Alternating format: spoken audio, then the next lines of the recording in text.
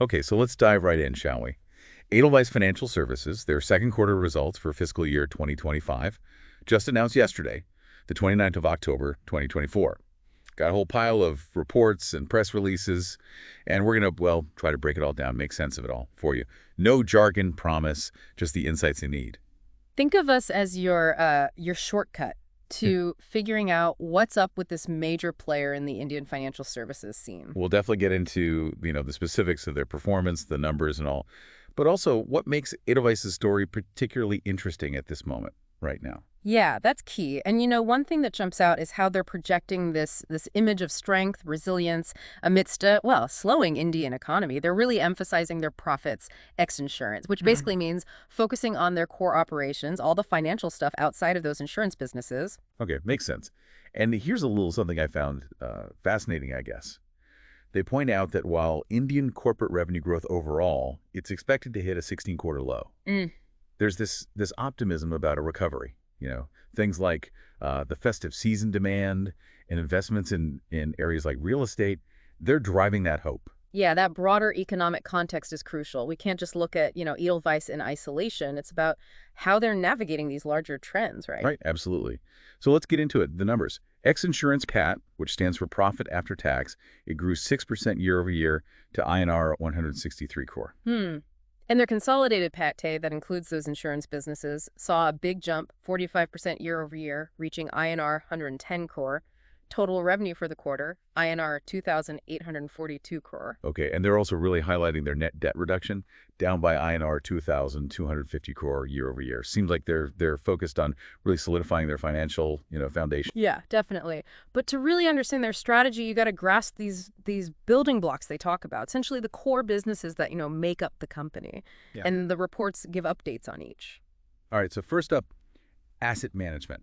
And this is where things get, I think, pretty interesting. They've seen, substantial growth, both in their alternatives business, which includes things like private credit, real estate, and their more traditional mutual funds. Yes, specifically their alternatives business, we're talking assets under management, or AUM, grew 15% year over year to a significant INR 57,250 crores, over 7 billion US dollars. Wow, that's huge. And the profitability of that business up an impressive 28% year over year. On the mutual fund side, AUM increased by 23% year over year, hitting INR 1,040,500 crore. Yeah, big number. And what's really interesting is that Edelweiss is talking about unlocking value in these asset management businesses. Unlocking value, huh? What does that even mean? Well, it could mean a couple of things. They might sell stakes in these businesses, bring in some cash, or they might even take them public through an IPO. It's a sign they see a lot of value there, and they're looking for ways to capitalize on it. Definitely something to watch, for sure.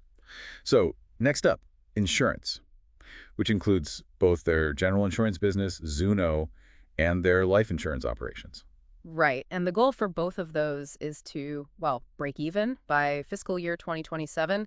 They've been investing a lot heavily in building up these insurance arms, so hitting profitability it's a key milestone for them. Okay, that makes sense. And then there's credit, which seems to cover a pretty wide range of activities. Yeah, it does. Includes lending to businesses, individuals, and also what's called asset reconstruction. This is where they buy distressed debt, try to recover value from it. Their aim is to achieve a double-digit return on equity, or ROE, across these credit businesses. ROE, it's a measure of how effectively they're using their capital to generate profits, basically. Got it. And lastly, there's corporate debt. Edelweiss has been actively working to reduce their overall debt load, and it seems like they're planning to continue that by strategically selling stakes in some of their businesses, right? Precisely, trying to get that corporate debt down to a more manageable level. All right, so as we, delve deeper into the numbers here, there are a couple of things to really pay attention to. You'll see details about customer growth, which gives you the sense of how well Edelweiss is attracting and keeping clients. Absolutely, yeah. And just as important are their statements about capital adequacy and liquidity. Those are vital signs of financial health, especially for a company in the lending business, right? You want to see they have enough capital to, cushion against losses, enough cash on hand to meet their obligations. So far, it seems like we're getting a decent picture of their overall performance. But there's a bit of a twist in the Edelweiss story this quarter. Yeah, there is. Earlier this year, two of Edelweiss's subsidiaries, ECL Finance and Edelweiss Asset Reconstruction Company, they got these orders from the Reserve Bank of India, the RBI. Uh-oh. And those orders, they basically put some restrictions on what they can do. That's right. The RBI, which is India's central bank and the main financial regulator, they raised concerns about certain aspects of their operations. And at Edelweiss, well, they're working to address those concerns, get back in the RBI's good graces, so to speak. So some regulatory hurdles to watch out for. But overall, what does all this mean for Edelweiss?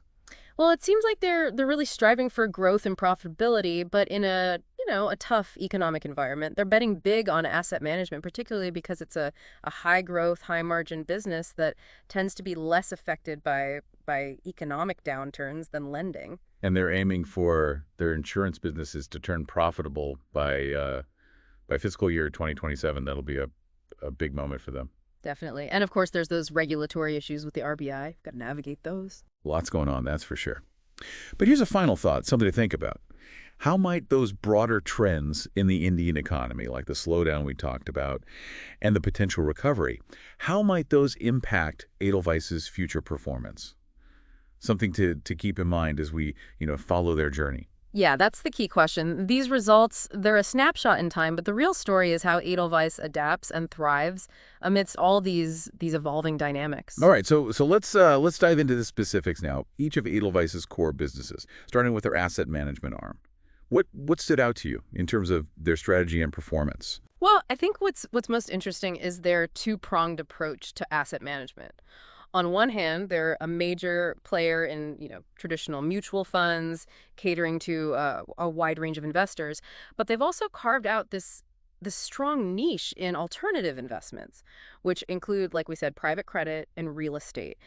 These alternatives, they can offer higher returns, diversification benefits compared to, traditional stocks and bonds, which is why they're attractive to investors. They seem pretty proud of their track record in alternatives. They even mentioned being featured in top private debt investor fundraisers for 3 years running. What does that tell us? Well, it suggests they've been successful at attracting investors to these more specialized, higher return strategies. It's a sign of their expertise, their credibility in that space, I think. And it sounds like they're planning to leverage that success, potentially unlocking value, as we talked about, in their asset management businesses, specifically by selling a stake, maybe 10-20% in their alternatives arm, EPAA, with the aim of raising INR 1,500-2,000 crore. Yeah, that's a big move. By selling a portion of their ownership, they can bring in a lot of cash, which they could then use to invest further in growth, pay down debt. And they also hinted at a possible listing of that business through an IPO. So they're definitely signaling to the market they see a lot of potential in ELAA. Right. And it's worth noting they're projecting, continued strong growth in both their alternatives business and their mutual fund arm.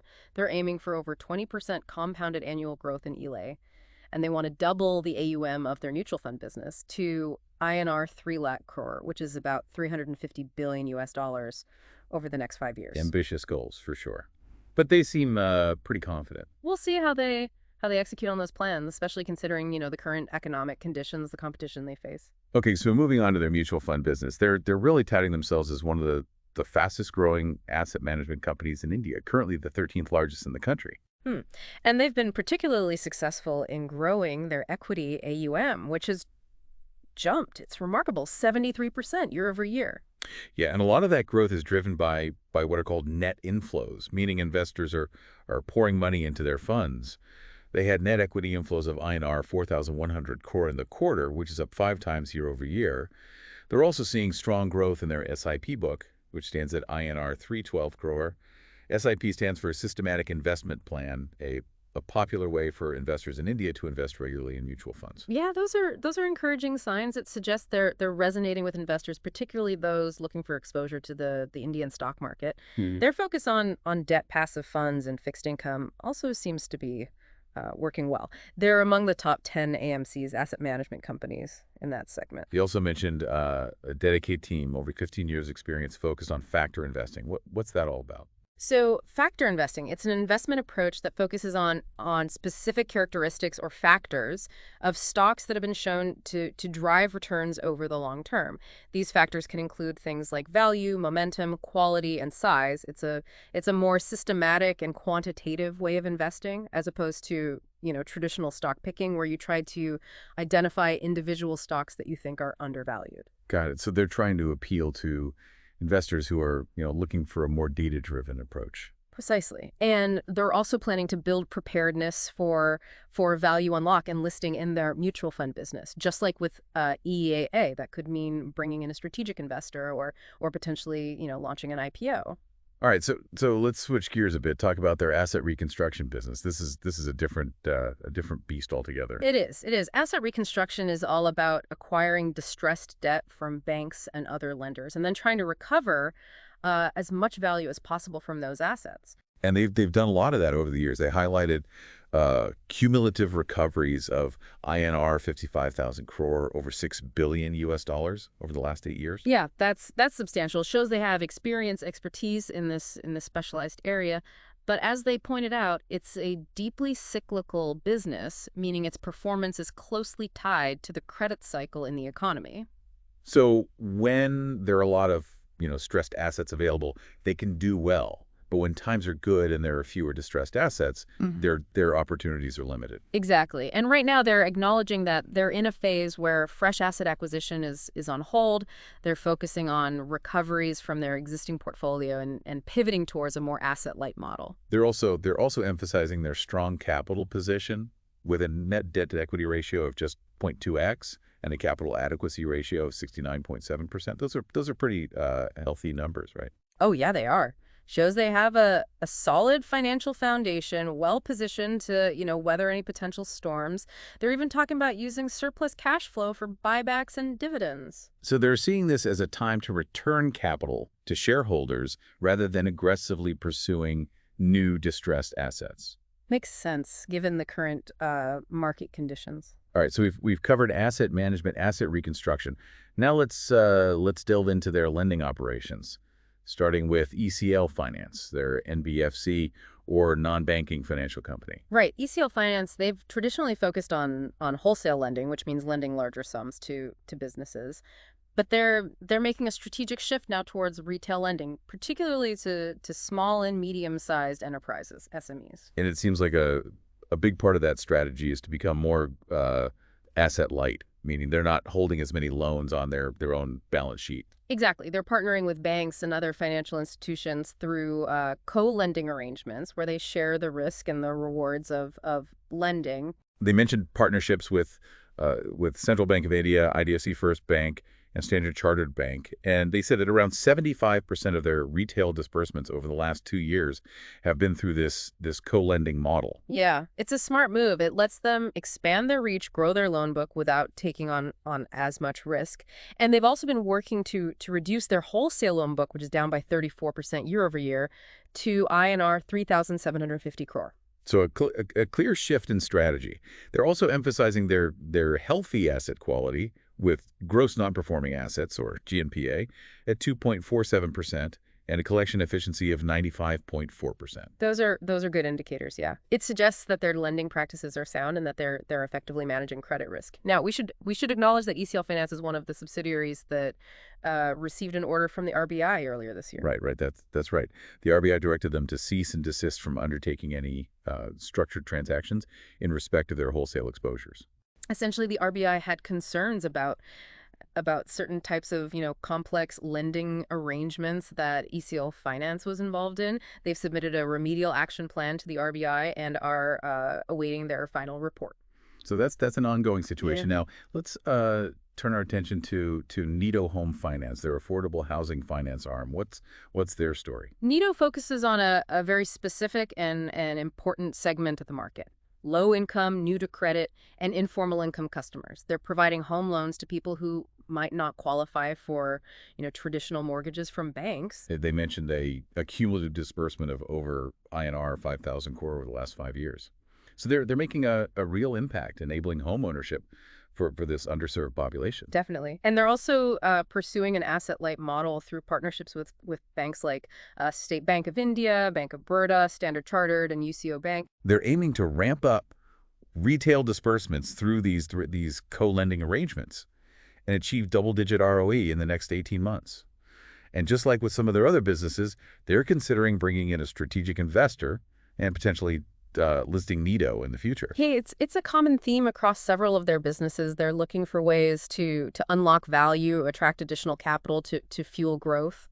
All right, so let's move on to their insurance operations, starting with Zuno General Insurance. This is their InsurTech venture, where they're leveraging technology to offer innovative insurance products, a digital-first customer experience. Right. They're focusing primarily on the motor and health insurance segments, and they're highlighting their rapid growth. Their gross written premium, or GWP, has grown at a compounded annual rate of 50% over the past few years. And they're proud of their digital capabilities. They say 99.7% of their policies are issued digitally, and 95.6% of payments are made digitally. Oh, that's impressive. It shows they've built a truly digital-first platform, which can be a major advantage in terms of efficiency and customer experience, right?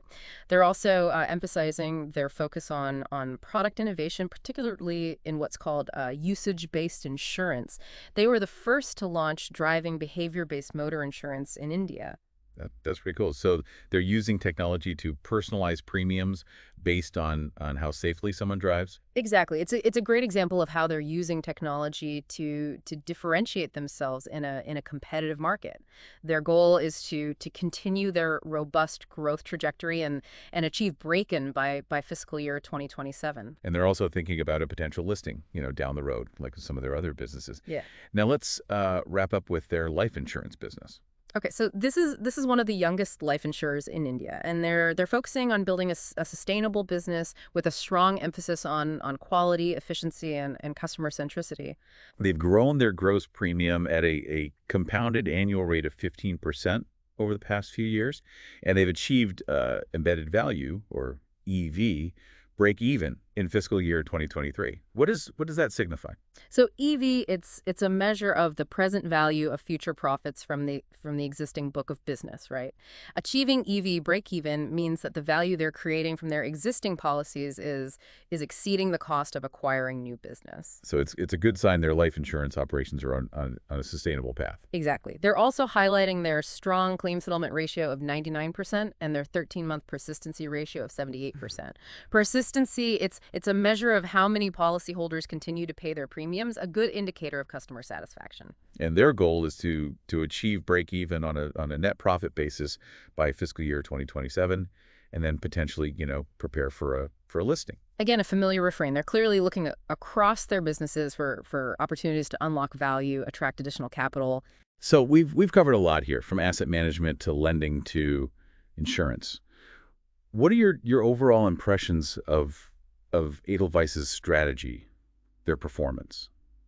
Well, I think they're navigating a challenging environment, pretty well. They're showing resilience in their core businesses, adapting to the economic slowdown, and they're taking steps to strengthen their financial position. Their focus on unlocking value in their subsidiaries is intriguing too. And those regulatory hurdles with the RBI, definitely something to watch closely. Absolutely. But overall, I think Edelweiss is positioning itself for long-term growth and success. Now, before we move on, I think it's important to acknowledge something. Edelweiss has highlighted their strong governance, their corporate responsibility initiatives. Yeah, they're emphasizing their commitment to ethical business practices, sustainability, giving back to the community. They have a 7-member board with 4 independent directors. And they're proud of their significant institutional ownership, which includes investors like TAAC, CAA Funds, CLSA Global Markets, LIC, and Vanguard Group. That diverse shareholder base can be a sign of strong corporate governance. It brings multiple perspectives, helps ensure accountability.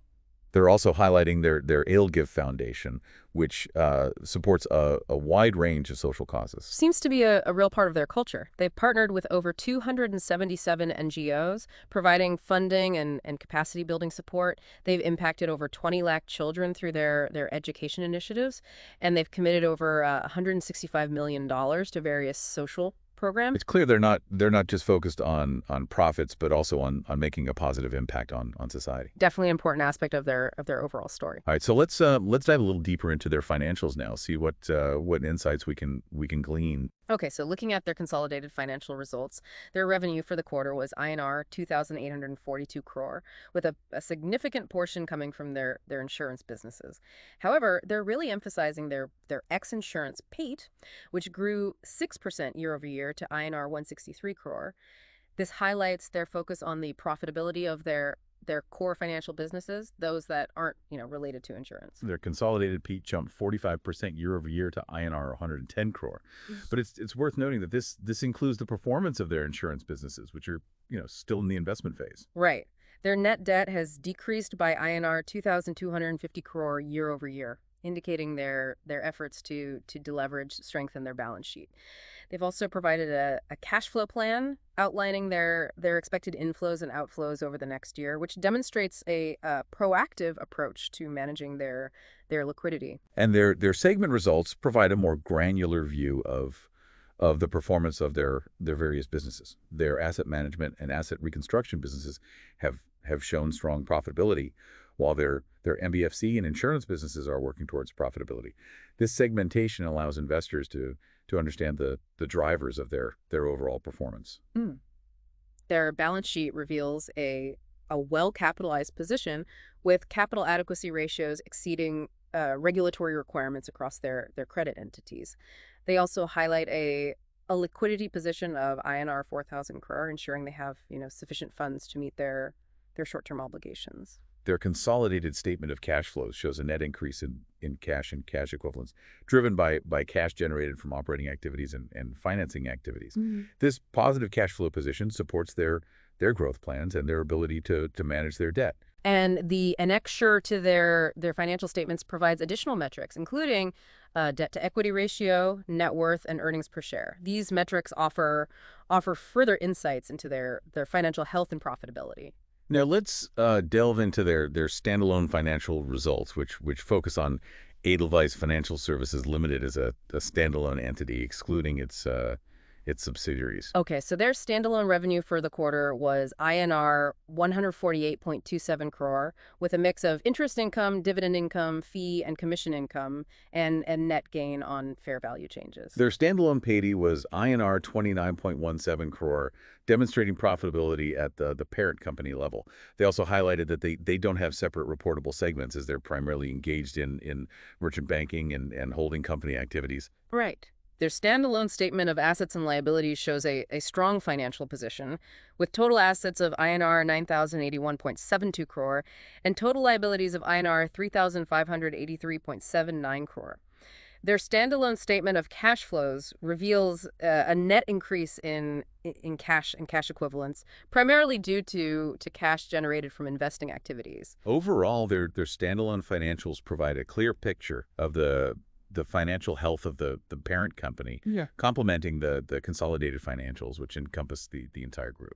Right. So now let's shift our attention to the strategic overview and key updates provided by Edelweiss. They've outlined their 4 building blocks for growth: asset management, insurance, credit, and corporate debt. They're aiming for significant value creation in their asset management businesses, with plans to unlock value through stake sales and potential listings. They're targeting break-even for their insurance businesses by fiscal year 2027, focusing on building scale and efficiency.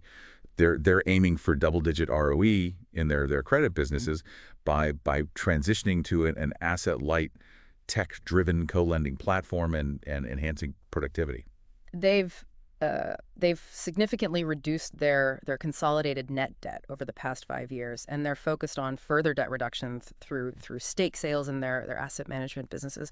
These strategic priorities demonstrate their commitment to sustainable growth and profitability. And they've provided a detailed overview of each of their businesses, highlighting their market position, performance, and future plans. EAA, their alternative asset management platform, has achieved significant growth and profitability, attracting a diverse investor base. They're planning a stake sale and exploring a subsequent listing to unlock value. Their mutual fund business has also experienced robust growth, particularly in equity AUM. They're aiming to double their AUM over the next 5 years and are considering onboarding a strategic investor and listing the business. Their asset reconstruction business is a dominant player in the market, focused on maximizing recoveries from their existing portfolio while awaiting a revival in the CapEx cycle. Their NBFC, ECL Finance, is shifting towards an asset-light retail lending model, focusing on co-lending partnerships and winding down its wholesale book. Nita Home Finance is catering to the affordable housing segment, targeting low-income and informal income customers. They're aiming for double-digit ROE through an asset-light co-lending model and are considering onboarding a strategic investor and a potential listing. Zuno General Insurance is leveraging technology to disrupt the insurance market, focusing on motor and health insurance segments. They're aiming for continued rapid growth and profitability with a potential listing in the future. Their life insurance business is focused on building a sustainable and profitable platform. They're aiming for break even by fiscal year 2027 and are considering a potential listing after achieving profitability. And they've provided insights into their governance and corporate responsibility initiatives, emphasizing their commitment to ethical practices, sustainability, and community engagement. These initiatives showcase their efforts to build a responsible and sustainable business. All right, so let's turn our attention now to some of the key takeaways, the insights that we can glean from all of this information. So one key takeaway is Edelweiss's strategic shift towards an asset-light model across several of its businesses. They're leveraging co-lending partnerships, strategic stake sales, and potential listings to reduce risk, enhance capital efficiency, and unlock value. This shift aligns with the evolving landscape of the financial services industry, where collaboration and technology are playing increasingly important roles. Another important insight is their focus on building scale and profitability in their insurance businesses. They've invested, significant capital in these ventures, and their goal is to achieve break-even by fiscal year 2027. The success of these businesses will be crucial to their long-term growth and diversification strategy. Their emphasis on technology is also notable. They've built a digital-first platform for Zuno General Insurance. Yeah. And they're leveraging technology to personalize premiums and enhance customer experience.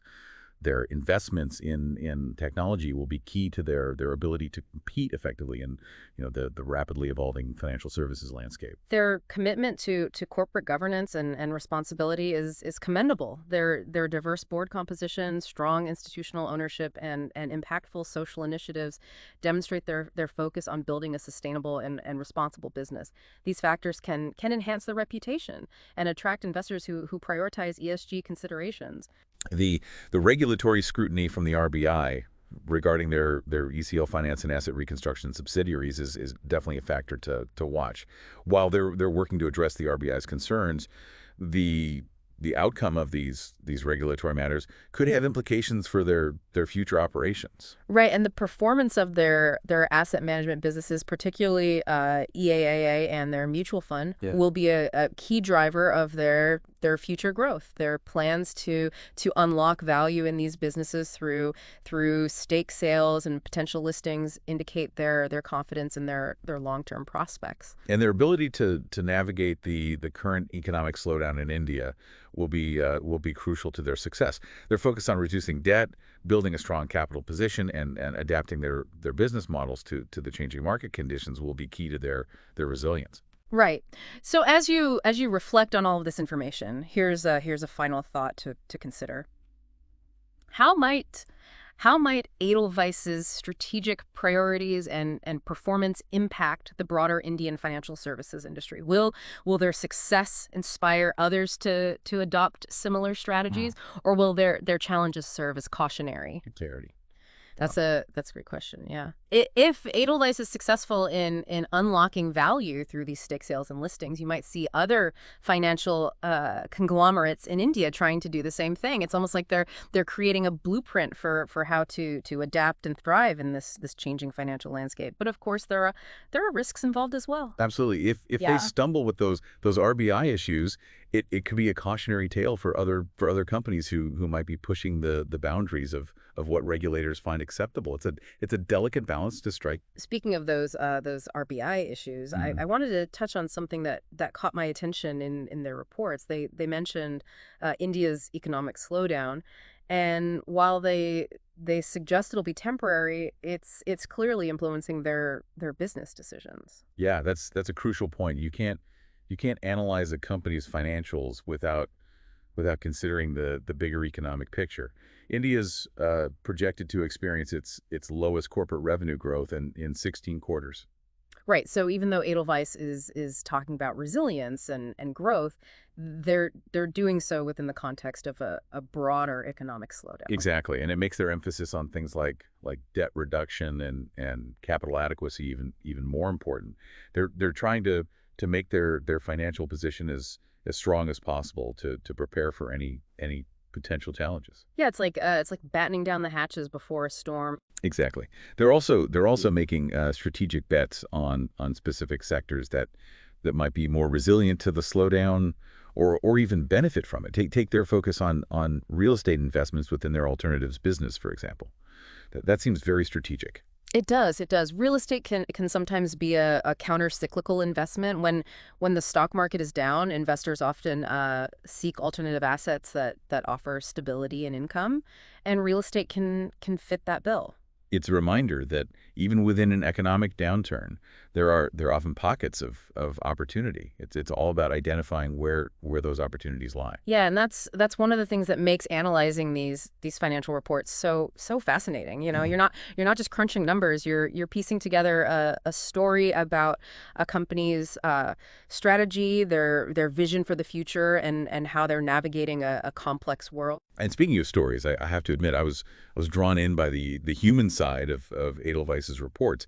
Their discussion of corporate governance and social responsibility wasn't just a footnote. It felt like a core part of their message. Yeah, I noticed that too. It seems to be embedded in their company culture. They're clearly proud of their board's independence, the relationships they've built with institutional investors, and their commitment to philanthropy through the Edelgift Foundation. It makes you wonder if in this era of increased scrutiny on corporate behavior, these factors are becoming even more important to investors. I think they are. Yeah, investors are increasingly looking beyond just financial returns. They want to see that the companies they're investing in are well governed, ethical, and committed to sustainability. It's no longer just about maximizing shareholder value at any cost. There's a growing recognition that companies have a broader responsibility to society, to the environment. Yeah, and Edelweiss seems to be embracing that. They're positioning themselves as a company that cares about more than just profits. It'll be interesting to see how that resonates with investors and how it impacts their performance over the long term. It's a reminder that business isn't just about numbers. It's about people, values, and the impact a company has on the world. Now, I think it'd be helpful to zoom out a bit and talk about the bigger picture in which Edelweiss operates. We've discussed India's economic slowdown, but what are some other key trends shaping the financial services industry there? Well, India's financial services landscape is incredibly dynamic, undergoing rapid transformation. One of the most significant trends is the rise of fintech or financial technology. Startups and established players alike are leveraging technology to offer innovative products and services, disrupt traditional business models, and reach a wider customer base. They're using technologies like artificial intelligence, machine learning, big data analytics, and mobile payments Hmm. to revolutionize practically every aspect of finance, from lending and insurance to wealth management. Exactly. And this fintech revolution is being driven by a number of factors, including India's large and young population, its rapidly growing middle class, increasing smartphone penetration, and government initiatives to promote digitalization and financial inclusion. Edelweiss is clearly aware of this trend, as evidenced by their Zuno General Insurance platform, which is a great example of how they're embracing technology. But how are they positioning themselves to compete effectively against these nimble and often well-funded fintech startups? That's a challenge all traditional financial institutions are facing. Edelweiss seems to trying to strike a balance between leveraging its existing strengths, like its brand reputation, customer base, and regulatory expertise, while also embracing innovation and adopting new technologies. They're forming partnerships with fintech companies, investing in their own digital capabilities, and experimenting with new business models. They're recognizing that they need to be agile and adaptable to thrive in this rapidly changing environment. Another key trend shaping the industry is the increasing focus on financial inclusion. The government has made significant strides in bringing financial services to underserved populations through initiatives like the Pradhan Mantri Jan Dhan Yoshana, which has resulted in millions of new bank accounts being opened. And Edelweiss is playing a role in this effort through their Nido Home Finance business, which is providing affordable housing loans to low-income and informal-income customers. It's a testament to their commitment to social responsibility and their recognition of the huge untapped market potential in rural and semi-urban areas. They're also realizing that serving these customers requires a different approach, one that leverages technology, alternative data sources, and innovative credit assessment methods. Yeah, it's not just about offering the same products and services to a wider audience. It's about tailoring solutions to the specific needs and circumstances of these previously excluded segments of the population. So beyond fintech and financial inclusion, what are some of the other trends impacting the industry? Well, the regulatory landscape is constantly evolving, with the Reserve Bank of India, or RBI, taking steps to strengthen the financial system, enhance consumer protection, and promote competition. We've seen this firsthand with the RBI's orders to Edelweiss's subsidiaries, ECL Finance and Edelweiss Asset Reconstruction Company. These actions highlight the importance of regulatory compliance and the need for financial institutions to operate within established guidelines. The RBI is also promoting innovation in the financial services sector through initiatives like regulatory sandboxes, which allow fintech companies to test new products and services in a controlled environment. It's a delicate balancing act between encouraging innovation and ensuring stability and consumer protection. Another important trend is the growing demand for personalized and customized financial solutions.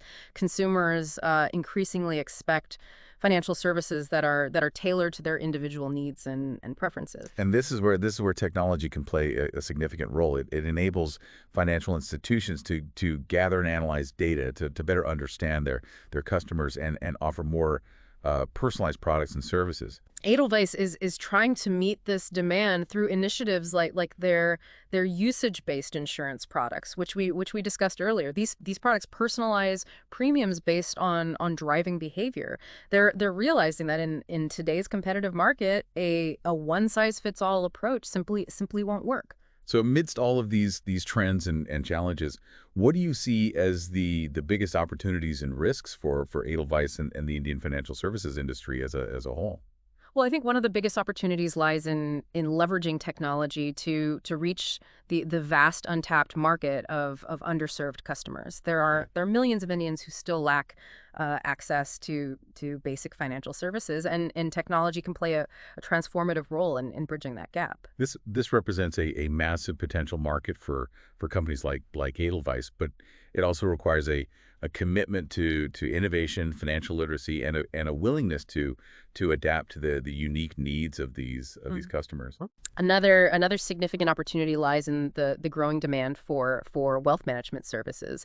As India's middle class expands and disposable incomes rise, there's an increasing need for sophisticated investment products and financial planning advice. Edelweiss is well positioned to capitalize on this trend through their asset management and wealth management businesses. They have the expertise, the product offerings, and the distribution networks to cater to this growing segment of affluent investors. However, there are also significant risks to consider. One of the biggest is the potential for a sharp economic downturn. The global economy is facing challenges from inflation, rising interest rates, and geopolitical tensions. And if India's economy were to experience a severe slowdown, it could significantly impact the performance of financial institutions, leading to higher non-performing assets, reduced credit growth, and lower profitability.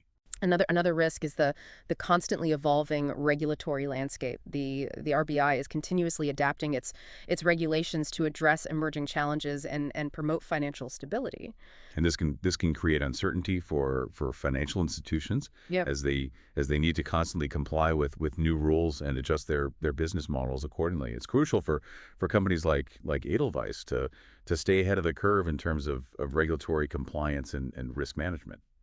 Cybersecurity is another growing concern. As financial institutions become increasingly reliant on technology, they become more vulnerable to cyber attacks, which can disrupt operations, compromise sensitive data, and damage reputations. Investing in robust cybersecurity measures and ensuring data privacy will be paramount for companies like Edelweiss to maintain customer trust and protect their business. And finally, there's the challenge of attracting and retaining talent. The financial services industry is becoming increasingly competitive, and companies need to offer competitive salaries, benefits, and career development opportunities to attract the best and the brightest. Edelweiss needs to foster a culture of innovation, inclusivity, and continuous learning to attract and retain top talent in a market where skilled professionals are in high demand. It's clear that the Indian financial services industry is at a crossroads. There are immense opportunities for growth and innovation, but also significant challenges and risks to navigate. Companies like Edelweiss that can successfully adapt to this changing landscape, embrace technology, prioritize customer needs, and manage risks effectively will be the ones that thrive in the long run. It'll be fascinating to see how the industry evolves over the next few years and what role Edelweiss plays in shaping its future. Well, I think we've provided a pretty comprehensive overview of Edelweiss Financial Services, their recent performance, their strategic priorities, and the broader context in which they operate. We've covered a lot of ground from their financial results and business segments to the trends shaping the Indian financial services industry. And we've explored some of the opportunities and risks that lie ahead for Edelweiss and the industry as a whole. I hope you've found this deep dive informative and insightful. Now, as we wrap up this part of our deep dive, I'd like to leave you with a final thought to consider. Edelweiss is making a big bet on their asset management businesses as a key driver of future growth. They're planning stake sales and potential listings to unlock value and attract more capital. How do you think these moves will impact their overall strategy and their ability to compete in the increasingly crowded and competitive asset management space? It's a question worth pondering as you continue to follow their journey. yeah, it's a big question to think about. It's certainly a bold move on Edelweiss's part. Yeah. And it'll be interesting to see how it plays out for them. But before we get too far ahead of ourselves, I think it's important to acknowledge that Edelweiss is facing some real challenges, particularly with those regulatory issues we talked about earlier. Yeah, you're absolutely right. Those RBI orders concerning ECL Finance and the asset reconstruction company are not to be taken lightly. They're essentially being told to stop certain activities until they can address the regulators' concerns. And it sounds like those concerns are pretty serious. The RBI is basically saying we're not comfortable with how you're conducting business in these areas. That's a pretty significant statement. It is. It is. It raises questions about their risk management practices, their compliance culture, and potentially even their corporate governance. This isn't just a matter of reputation. Right. These orders could have a tangible impact on their profits. They're limited in what they can do in those businesses until they can regain the RBI's confidence. Right. And resolving these issues could take a while. Yeah, it's worth noting that they have submitted remedial action plans to the RBI, but it's ultimately up to the regulator to determine whether those plans are sufficient. And even if they are, it could take time to implement the necessary changes and rebuild trust with the RBI. So it's definitely a situation that investors and analysts will be keeping a close eye on.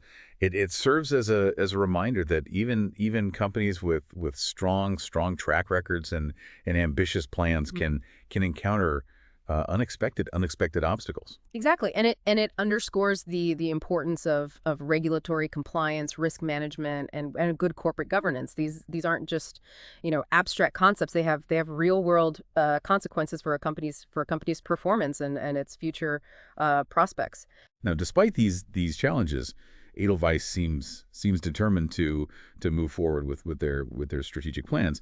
They're still talking about growth, value creation, and their commitment to their various business lines. And that makes sense. They've built a diverse and successful financial services conglomerate over the years. They're not going to abandon their vision just because of a few regulatory setbacks. But it does raise the question of whether they'll need to adjust their plans given these challenges. Yeah. Will they need to scale back their growth ambitions, perhaps prioritize certain businesses over others, or even reconsider some of their bolder moves? Yeah, those are all valid questions, and I think the answers will depend on several factors, including the severity of the RBI's findings, how long it takes to resolve the issues, and the overall economic climate in India. Right. If the economy were to worsen, it could amplify their problems and force them to make even more drastic changes. On the other hand, if the economy strengthens and they can quickly address the RBI's concerns, they might be able to weather this storm, relatively unscathed. So it's a bit of a wait and see situation, but it's a reminder that even in the business world, there's always an element of uncertainty and the need to adapt to unforeseen events. That's what makes following these stories so interesting. It's not just about analyzing numbers. It's about understanding the complexities of human behavior, the dynamics of markets, and the often unpredictable nature of the world we live in. Well said.